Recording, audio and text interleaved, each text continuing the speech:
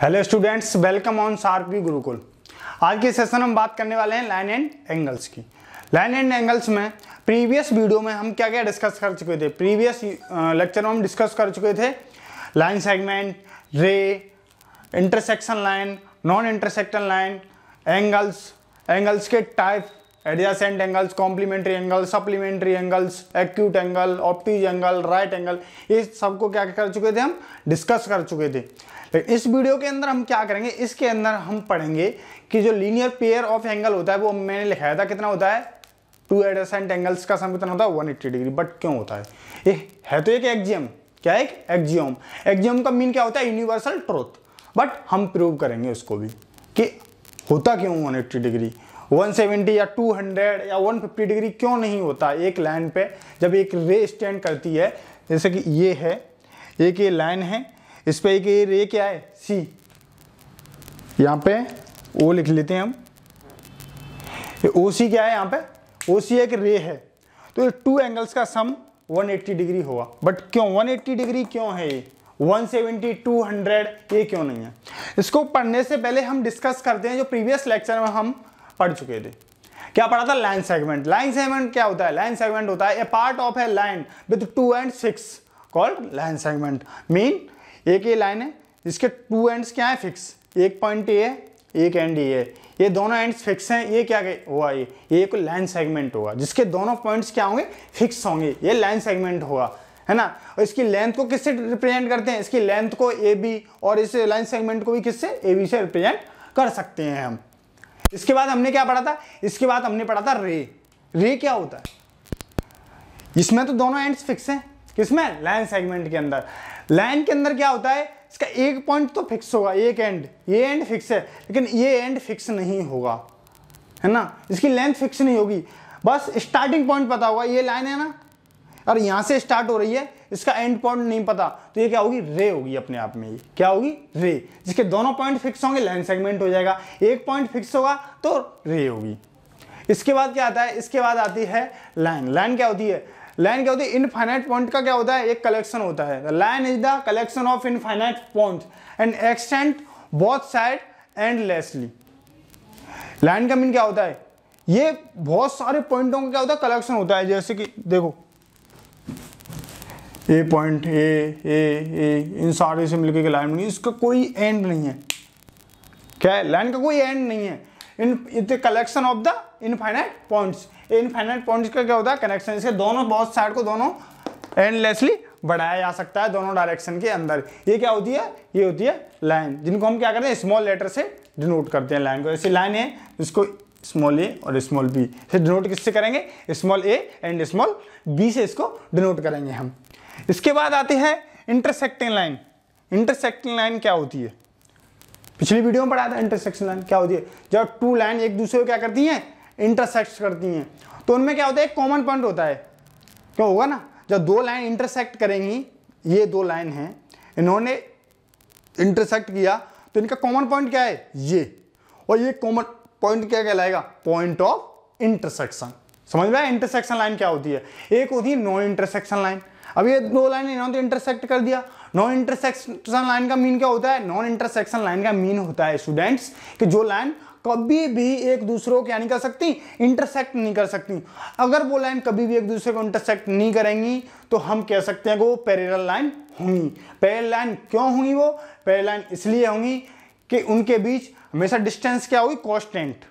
क्या होगी, distance constant होगी। जैसे ये दो लाइन है, यहाँ पे ये डिस्टेंस है, यहाँ पे ये डिस्टेंस है, यहाँ पे ये डिस्टेंस है, हर जगह डिस्टेंस क्या होगी, उनकी बीच की दूरी क्या होगी, सेम होगी, उनकी बीच की डिस्टेंस सेम होगी, इसलिए वो क्या होंगी, पैरेलल लाइन।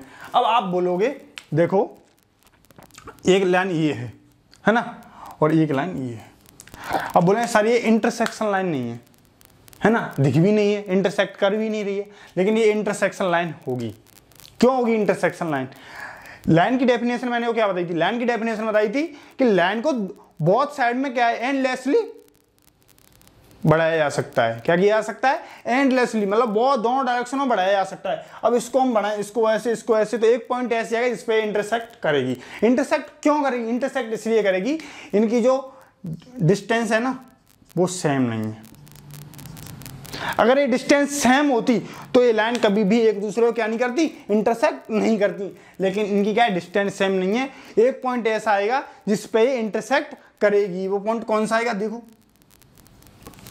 इसको मैं ऐसे बढ़ाऊं आगे, इसको मैं ऐसे आगे बढ़ाऊं, करगी इंटरसेक्ट इस पॉइंट पे, क्या होगी, इंटरसेक्शन लाइन होगी। अगर इंटरसेक्शन लाइन होगी तो 100% क्या है, इंटरसेक्ट करेगी एक पॉइंट पे। और इंटरसेक्शन लाइन तभी नहीं होगी जब उन दोनों लाइन की जो बीच की डिस्टेंस होगी ना, वो हर पॉइंट पे क्या होगी, सेम होगी। जब वो लाइन क्या नहीं करेगी, कभी भी एक दूसरे को इंटरसेक्ट नहीं करेगी।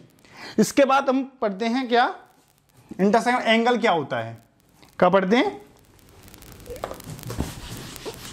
एंगल्स क्या होते हैं। एंगल्स क्या होता है, एंगल्स होता है जब टू रे एक सेम पॉइंट से क्या होती हैं, सेम एंड पॉइंट से ऑरिजिनेट होती हैं। क्या होता है, जैसे टू रे हैं, ये क्या है, सेम एंड पॉइंट है, इससे टू रे क्या हो रही हैं, ऑरिजिनेट हो रही हैं, है ना, और इनके एंड पॉइंट दोनों के क्या है, सेम। तो ये रे होंगी वो क्या होंगी, उनको बोलते हैं हम आर्म्स, क्या बोलते हैं, आर्म्स। तो यहाँ पे ये क्या बनेगा, एंगल। और एंड पॉइंट क्या होता है, वर्टेक्स, क्या होता है, वर्टेक्स। जब एक सेम पॉइंट से टू रे ऑरिजिनेट होती हैं तो क्या बनता है, एंगल बनता है, सेम एंड पॉइंट से। और एंड पॉइंट होता है वो क्या होता है, वर्टेक्स होती है। जैसे ये सेम एंड पॉइंट है ना, इससे टू रे ऑरिजिनेट हो रही है, एक रे ए और एक रे ये क्या होगा, ये तो होगा वर्टेक्स, क्या, वर्टेक्स। और ये दोनों क्या होगी, रे, एक रे ये होगी, एक रे ये होगी। इन दोनों रे को क्या बोलते हैं हम एंगल्स के अंदर, आर्म्स बोलते हैं, क्या बोलते हैं, आर्म्स। मैं एंगल्स क्या होता है हमने पढ़े थे। इसके बाद टाइप ऑफ एंगल्स, एंगल्स कितने टाइप के होते हैं हमने पढ़े थे, acute angle, obtuse angle, right angle, reflex angle, complementary angle, supplementary angles, adjacent angle और लीनियर पेयर ऑफ एंगल्स, ये सारे। इनमें एक्यूट एंगल क्या होता है, angles which are less than 90 degree, ठीक है। राइट एंगल्स क्या होता है, angles which are equal to 90 degree, ठीक है। ऑब्ट्यूज एंगल क्या होता है, angles which are less than 90 degree and greater than, angles which are greater than 90 degree and less than 180 degree, ये क्या होगा अपना ऑब्ट्यूज एंगल। उसके बाद आता है रिफ्लेक्स एंगल। रिफ्लेक्स एंगल क्या होता है, रिफ्लेक्स एंगल होता है angles which are greater than 180 degree and less than 360 degree, call reflex angle. उसके बाद आता है सप्लीमेंट्री एंगल। सप्लीमेंट्री एंगल क्या होता है, टू एंगल्स का सम 180 डिग्री हो। कॉम्प्लीमेंट्री एंगल क्या होता है, टू एंगल्स का सम 90 डिग्री हो। एडजेसेंट एंगल्स क्या होते हैं, एडजेसेंट एंगल्स होते हैं, देखो ये है एक पॉइंट, इस सेम पॉइंट से टू रे क्या होती हैं, ये ऑरिजिनेट हो रही हैं, ये तो होगी किसकी डेफिनेशन, एक एंगल्स की, है ना। लेकिन एडजेसेंट एंगल्स की इसी से डेफिनेशन कैसे बनाएंगे हम, इसी से डेफिनेशन ऐसे बनाएंगे। इसमें एक एडजेसेंट एंगल का डेफिनेशन क्या होता है, एडजेसेंट एंगल का डेफिनेशन होता है इसमें टू रे क्या हो डिफरेंट और एक रे क्या हो कॉमन, रे क्या बोलते हैं आर्म्स, जिसमें टू आर्म्स क्या हो डिफरेंट, एक आर्म्स क्या हो कॉमन और एक कॉमन हो वर्टेक्स। तो जो कॉमन आर्म के साथ जो डिफरेंट आर्म जो एंगल बनाएंगी वो दोनों एंगल आपस में क्या होंगे, एडजेसेंट एंगल। समझ में आया, देखो ये क्या है, ये डिफरेंट आर्म्स होंगे टू और ये हो गया वर्टेक्स और ये क्या होगी, इन दोनों की कॉमन आर्म होगी, क्या होगी, कॉमन आर्म। तो ये वाला एंगल और ये वाला एंगल ये दोनों क्या होंगे, एडजेसेंट एंगल होंगे। देखो ये क्या होगी, कॉमन आर्म होगी बी सी और डी, यहां पे ए सी क्या होगी, कॉमन आर्म होगी स्मॉल ए और स्मॉल बी। तो ए एंड बी यहां पे क्या होंगे, एडजेसेंट एंगल होंगे। यहां पे ए सी कॉमन आर्म होगी, पॉइंट ए वर्टेक्स होगा और A B and A D different arm होंगी। इसके बाद बात करते हैं हम किसकी, लीनियर पेयर ऑफ एंगल्स।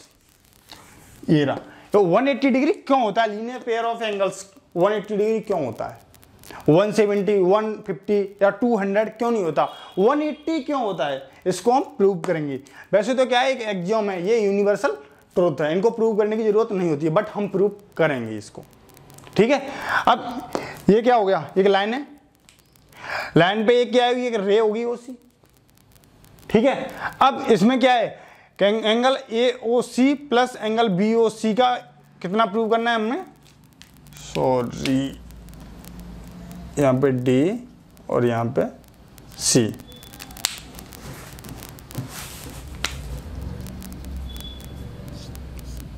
यहाँ पे एंगल ACD और एंगल BCD का कितना लाना है हमको, 180 डिग्री लेके आना है। हम कैसे लेके आएंगे, मैंने आपको एक बताया था कि जब एक लाइन ऐसे हो, इसमें ऐसे परपेंडिकुलर लाइन डालते हैं तो वहाँ पर कितने डिग्री का एंगल बनता है, 90 डिग्री का एंगल बनता है। प्रीवियस वीडियो में बहुत अच्छे से बताया था, जब दो स्ट्रेट लाइन है, एक ये स्ट्रेट लाइन और इस पर ये परपेंडिकुलर लाइन हो तो यहाँ पर 90 डिग्री का एंगल बनेगा। ये मैंने आपको समझाया था। अब इसी में हम क्या करेंगे, यहाँ पे एक लाइन ड्रॉ करेंगे।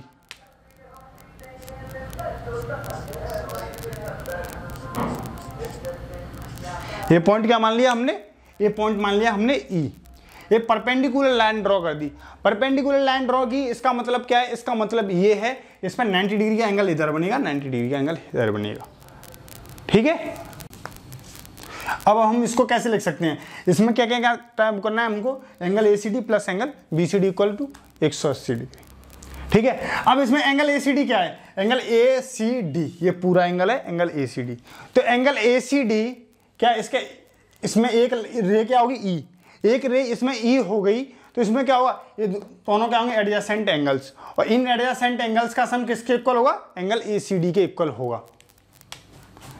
एंगल ए पहले यहां पे लिख लेते हैं हम, draw a line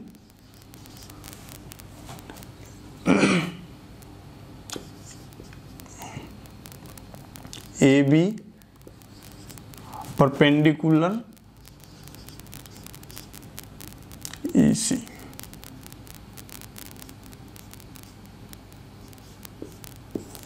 AB line है, इसका परपेंडिकुलर क्या है EC। एक AB लाइन होगी, इस पर ये क्या है परपेंडिकुलर लाइन है, इसके परपेंडिकुलर को ऐसे हम डिनोट करते हैं। कैसे करते हैं, परपेंडिकुलर को हम ऐसे डिनोट करते हैं, और पैरेलल लाइन को कैसे डिनोट करते हैं, ऐसे।